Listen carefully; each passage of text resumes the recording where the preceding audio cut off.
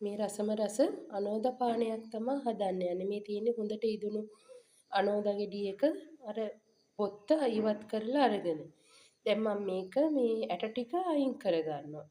අපිට මේක අතේම පොඩි කරගන්නත් පුළුවන්.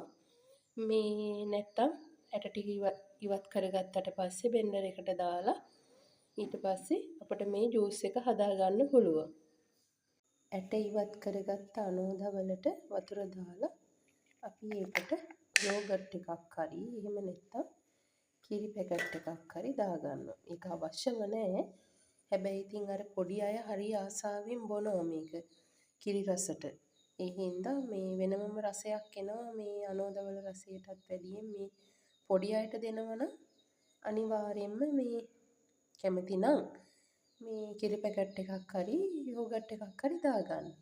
ඇට ටික අයින් කරලා අනෝදයි වතුරයි රස අනුලුණු චුට්ටක් දාලා මේක අපි දැන් බෙන්ඩ් කරගන්න යන්නේ.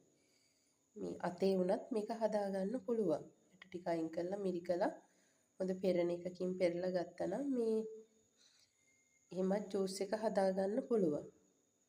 මේ තියෙන්නේ එහෙම මං හදාගත්ත මේ අනෝද පානේ. අනෝද ජූස් එක. ඇත්තටම හරිම රසයි.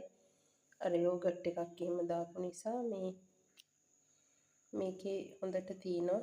තව ටික ගතිය වැඩි නම් මේකු ගතිය වැඩි නම් තව වතුර ටිකක් දාත හැකි. අර දුඹුරු සීනි දැම්ම හින්දා පොඩ්ඩක් අර කහ පාට වගේ තියෙනවා. මේ නැත්තම් සුදු පාටට හරි ලස්සනට තියෙනවා මේක.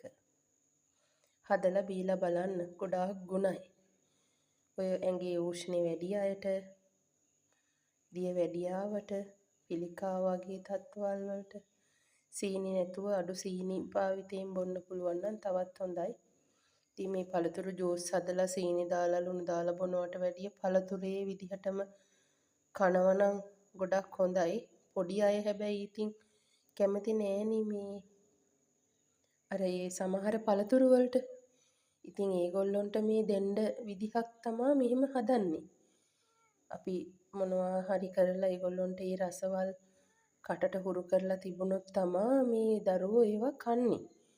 නැති වුණොත් ඒක එපා කියලා කිව්වොත් ඒක ඒ දරුවගේ ඇඟට නැහෙනි. ඒ අවශ්‍ය ගෙඩියද මලද කොලේද දරුවන්ට කන්න වෙන්නෙම නැහැ. ඒ හින්දා දෙමව්පියෝ වෙන අපි ගේ තියෙන ලොකුම මොනවා හරි උපක්‍රමයක් යොදලා දරුවන්ට මේ වගේ දේවල් කන්න දෙන එක තමයි අපේ තියෙන යුතුයකම. බොහොම ස්තුතියි. කට්ටිය බලලා හදලා මේ දේවල් කන්න නිරෝගීව ඉන්න. බොහොම ස්තුතියි.